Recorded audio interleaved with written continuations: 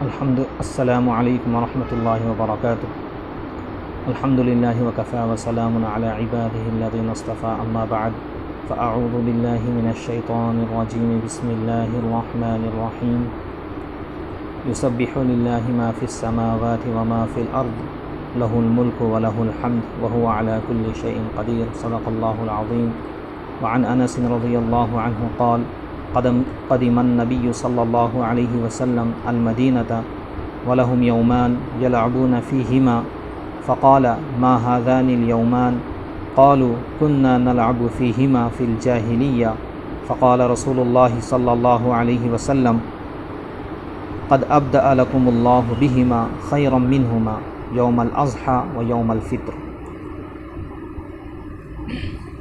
او کما قال علیہ الصلاۃ والتسلیم۔ محترم معزز سامعین اکرام، آپ سب جانتے ہیں کہ آج کل کے حالات لاک ڈاؤن کے ہیں۔ ساری دنیا اس بیماری سے پریشان ہے، اس وائرس سے پریشان ہے۔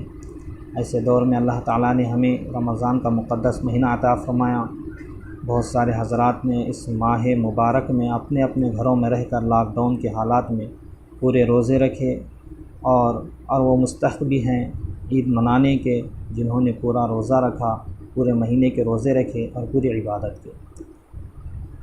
چونکہ اب عید الفطر کا موقع قریب آ رہا ہے اور بہت سارے احباب گھروں میں ہیں، اور سب کو یہ فکر لگی رہتی ہے کہ کیا کرے۔ تو اسی مناسبت سے چونکہ مسجد میں تو اب آنا جانا نہیں ہے، تو اپنے مقتدین حضرات کے لیے اور اپنے محبوبین حضرات کے لیے جو ہمارے معتقدین ہیں، جو ہم سے محبت کرتے ہیں، ان کے سامنے کچھ باتیں عید الفطر کے تعلق سے بیان کر دوں، اور اللہ تعالیٰ مجھے بھی عمل کی توفیق نصیب فرمائے اور آپ حضرات کو۔ سب سے پہلی چیز ہے عید الفطر کی تاریخ، کہ اس کا آغاز کس طرح سے ہوا، اور دوسری چیز عید کون لوگ منائیں، اصل عید کا مستحق کون ہے، اور تیسری چیز عید الفطر کی نماز لاک ڈاؤن میں کس طرح ادا کریں۔ تو سب سے پہلی چیز عید الفطر کا آغاز یا عید الاضحیٰ کا آغاز کس طرح سے ہوا۔ حضرت انس رضی اللہ عنہ فرماتے ہیں کہ نبی کریم صلی اللہ علیہ وسلم جب مدینہ منورہ تشریف لائے، جب کہ مدینہ والوں نے اپنے لیے 2 دن ایسے مقرر کر رکھے تھے جس میں کھیل کود کر خوشیاں مناتے تھے، تو آپ صلی اللہ علیہ وسلم نے یہ دیکھ کر پوچھا کہ یہ دو دن کیسے ہیں۔ صحابہ رضی اللہ عنہم نے عرض کیا کہ ان 2 دنوں میں ہم زمانے جاہلیت میں کھیلا کودا کرتے تھے۔ تو آپ صلی اللہ علیہ وسلم نے فرمایا کہ اللہ تعالیٰ نے تمہارے لیے ان دونوں دنوں کے بدلے میں ان سے بہتر 2 دن مقرر کر دیے ہیں، اور وہ عید الاضحیٰ اور عید الفطر کے دن ہیں۔ تو محترم حضرات، زمانے جاہلیت میں مدینہ والوں کے لیے 2 دن مقرر تھے جن میں وہ کھیل کود میں مشغول ہوتے تھے اور خوشیاں مناتے تھے۔ ان میں سے ایک دن نیروز تھا اور دوسرا دن مہرجان۔ ان 2 دنوں کی حقیقت یہ تھی کہ حکماء کا ماننا تھا کہ جب سورج چلتے چلتے حمل نامی برج پر پہنچتا ہے، اور اسی طرح میزان نامی برج پر پہنچتا ہے،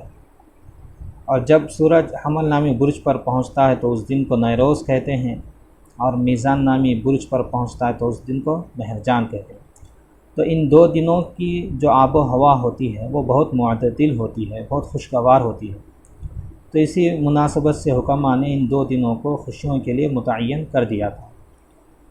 چنانچہ وہی رسم لوگوں میں چلی آتی رہی، یہاں تک کہ جب مدینہ والے اسلام میں داخل ہوئے تو شروع اسلام کے دور میں پرانی عادت کے مطابق ان 2 دنوں میں خوشیاں منانے لگے۔ جب آپ صلی اللہ علیہ وسلم مدینہ تشریف لائے مکے سے ہجرت کر کے،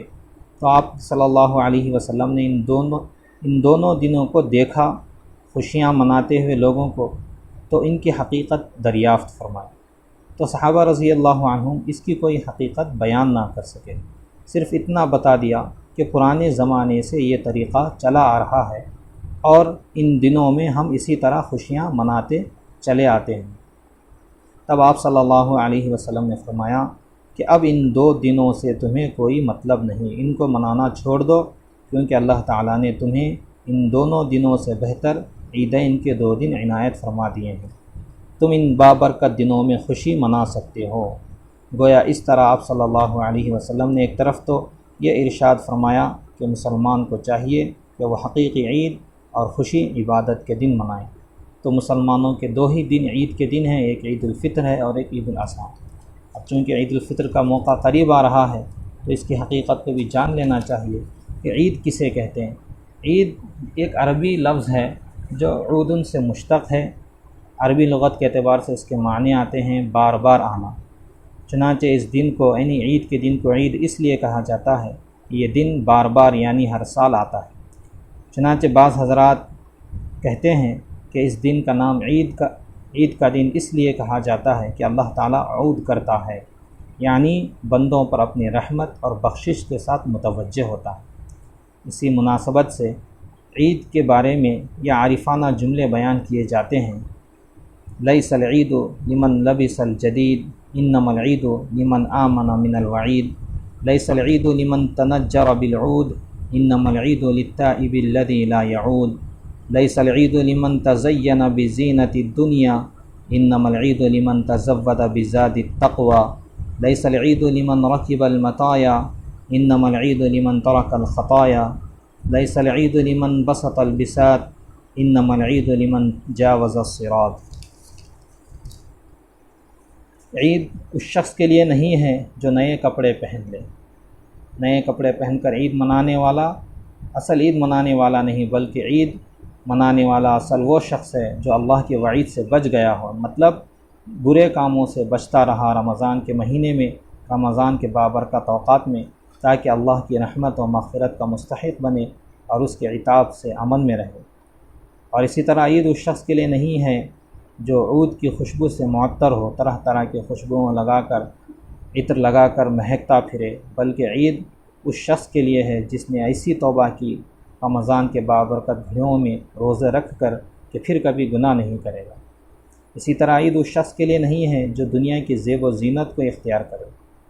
بلکہ عید اس شخص کے لیے ہے جو تقوی کا توشہ آخرت کے لیے تیار کر لے۔ اسی طرح عید اس شخص کے لیے نہیں ہے جو سواریوں پر سوار ہو کر گھومے پھرے،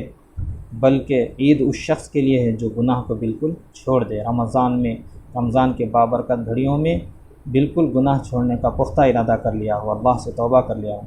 اسی طرح عید اس شخص کے لیے نہیں ہے، یعنی عید کی خوشی کا مستحق وہ نہیں ہے جو آرائش و زیبائش کے فرش و قالین گھر میں بچھائے رکھے،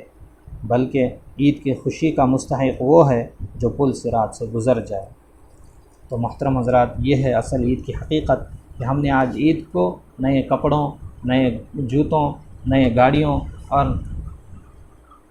اوروں کی طرح خوشیاں منانے کے کئی سارے رسم و رواج ہمارے اندر پیدا کر لیے ہیں۔ اگرچہ بہت ساری چیزیں عید کے بھی ہیں، سنت طریقے اپنانے کے، اس کے ساتھ ہی ساتھ اصل عید منانے کی خوشی ان کو ہوگی جنہوں نے رمضان کے پورے روزے رکھے، بغیر کسی عذر کے کوئی روزہ نہیں چھوڑا، حتی الامکان پورے روزے رکھنے کی فکر کیے، گھروں میں نماز کو قائم رکھا، تراویح کو قائم کیا،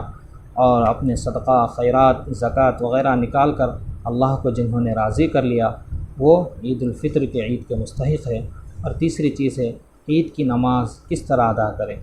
کیونکہ اب لاک ڈاؤن چل رہا ہے، جس بنا پر عیدگاہ میں عید کی نماز ادا نہیں کر سکتے۔ اللہ سے دعا ہے کہ اللہ تعالی ہمیں عیدگاہ میں نماز ادا کرنے کی توفیق نصیب فرمائے، اور اسی طرح مسجدوں میں بھی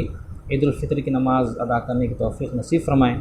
اگر ایسا نہ ہوا بلکہ گھروں میں ہی ادا کرنا پڑا تو اس کا طریقہ یہ ہے کہ جس طرح ہم گھروں میں جماعت بناتے ہوئے آ رہے ہیں جمعہ کی نماز کی اور نمازوں کی، اسی طرح جماعت بنائیں۔ اس میں نہ اذان ہے نہ اقامت ہے، بس 2 رکعت واجب نماز ہے۔ اس کا طریقہ یہ ہے، سب سے پہلے اس کی نیت سن لیں کہ میں 2 رکعت عید الفطر کی واجب نماز پڑھتا ہوں، زائد 6 تکبیر کے، واسطے اللہ کے، رخ میرا کعبہ شریف کے، تابع اس امام کے۔ اور اس نماز کا طریقہ یہ ہے کہ جب پہلی رکعت میں تکبیر تحریمہ باندھ لے، اللہ اکبر کہہ کر ثنا پڑھ لے، تو ثنا کے بعد پھر اللہ اکبر کہہ کر دونوں ہاتھ کانوں تک اٹھا کر چھوڑ دے، پھر دوسری مرتبہ اللہ اکبر کہہ کر دونوں ہاتھ کانوں تک اٹھا کر چھوڑے، باندھے نہیں۔ جب تیسری مرتبہ اللہ اکبر کہہ کر دونوں ہاتھ کانوں تک اٹھائے تو اٹھا کر باندھ لے، ہاتھ نہ چھوڑے، پھر سورہ فاتحہ پڑھے، ضم سورہ پڑھے، پھر رکوع سجدہ کر کے دوسری رکعت کے لیے اٹھے، پھر دوسری رکعت میں سورہ فاتحہ ضم سورہ پڑھنے کے بعد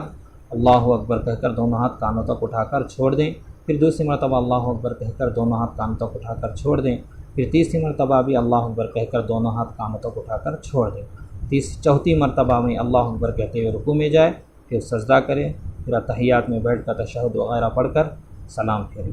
تو اس طرح عید الفطر کی نماز مکمل کر لے۔ اس کے بعد اگر خطبہ پڑھنے آتا ہے، عربی خطبہ پڑھنے آتا ہے، دیکھ کر پڑھنے آتا ہے تو خطبہ پڑھے، خطبے کے بعد دعا کر لے، ورنہ خطبہ اس میں شرط نہیں ہے، سنت ہے، تو ہو سکے تو اس کی بھی ادا کرنے کی فکر کرے۔